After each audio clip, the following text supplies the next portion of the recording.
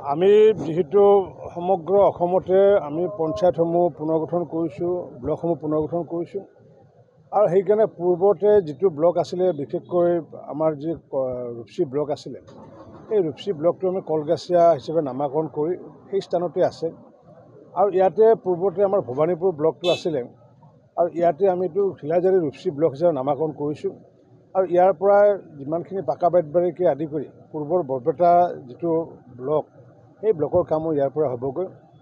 এনেকুৱাকৈ অসমৰ প্ৰতিটো সমষ্টি ভিত্তিক এনেকুৱা পুনৰ্গঠন কৰা হৈছেগৈ।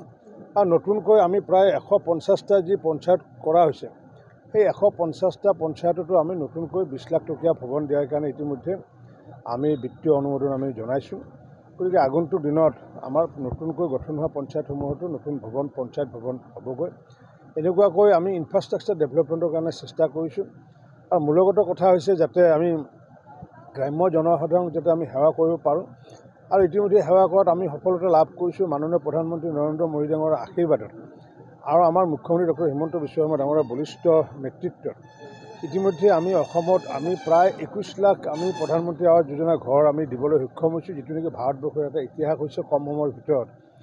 আৰু আমাৰ 7 লাখ ঘৰৰ নিৰ্মাণ কাৰ্য চলি আছে। আগন্তুক দিনত প্ৰধানমন্ত্ৰী ডাঙৰে কৈছে, মুখ্যমন্ত্ৰী ডাঙৰে কৈছে বা ময়ো কৈছোঁ যে আগন্তুক দিনত কোনো মানুহৰে মূল ঘৰটো কেঁচা ঘৰ নাথাকিব। প্ৰত্যেকজন দুখীয়া মানুহৰ মূল ঘৰটো আমি পকী কৰাৰ ব্যৱস্থা কৰি দিছোঁ। অকল পকীয়ে নহয়, পকী ঘৰৰ লগত গেছৰ কানেকশ্যন, বিদ্যুতৰ কানেকশ্যন, পানীৰ কানেকশ্যন আৰু লগতে শৌচালয় দিয়াৰ ব্যৱস্থা কৰি দিছোঁ।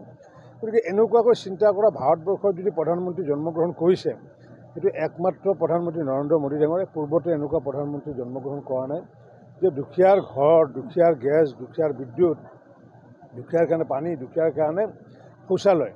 গতিকে যাৰে কাৰণে আজি প্ৰধানমন্ত্ৰী নৰেন্দ্ৰ মোদী ডাঙৰীয়াকো যাতে দীৰ্ঘায়ু কামনা কৰিছোঁ।